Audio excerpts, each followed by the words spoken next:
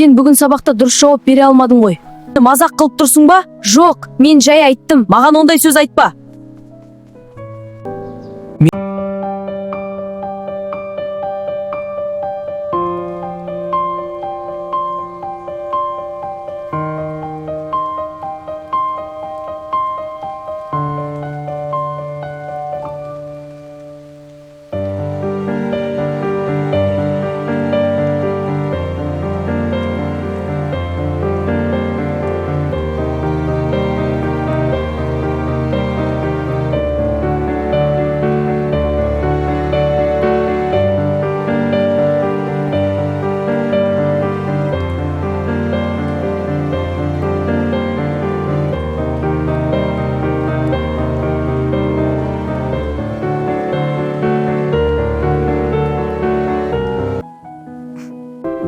Нағыз дос кешіре білетін адам.